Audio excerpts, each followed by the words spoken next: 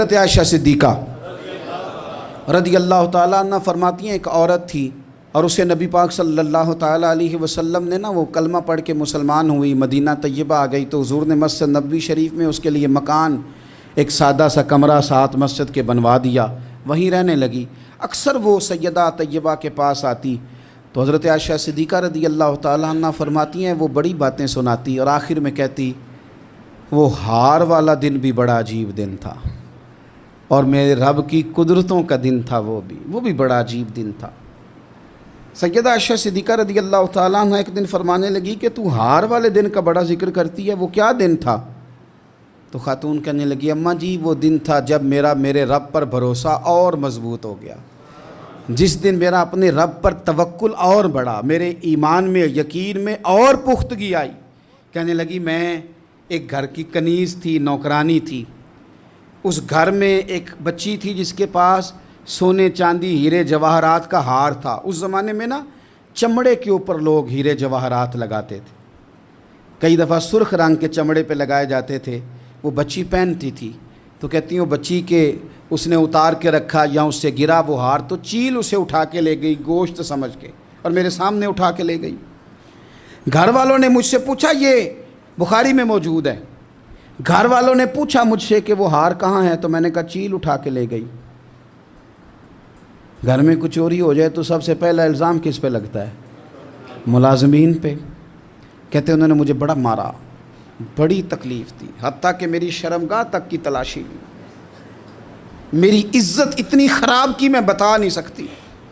میں نے اپنی زندگی میں ایک واقعہ دیکھا، ایک امیر گھر میں چوری ہو گئی، ملازم کو اتنا مارا کہ وہ چارپائی پہ پڑ گیا، پولیس والوں سے اتنی مار پروائی گئی کہ وہ بیچارہ چارپائی پہ پڑ گیا اور پھر وہ اتنا بیمار ہوا اور کچھ دنوں کے بعد پتہ چل گیا کہ چور تو اپنا بیٹا ہے ان کا، پھر اس کا انتقال ہو گیا۔ اب وہ سیٹھ صاحب اور گھر والے آ کے مرنے والے کے کان میں معافیاں مانگ رہے ہیں، کان میں۔ تو میں نے ان سے پھر کہا تھا کہ یہ تو اب چلا گیا ہے، تمہارا زور چلتا تھا تو تم نے قانون خریدا اور تم نے اسے جتنا ہو سکا تم نے اسے مار پڑوائی، تمہارے پاس جو عدالتیں تھیں تم نے وہاں کارروائی کی، اب ایک عدالت قیامت کے دن لگے گی۔ یہ کمزور تھا کچھ کر نہیں سکا۔ میرے نبی پاک صلی اللہ علیہ وسلم نے فرمایا، سن لو، اگر سینگ والی بکری نے بغیر سینگ والی بکری کو تکلیف دی ہوگی تو قیامت کے دن اسے بھی بدلہ دینا پڑے گا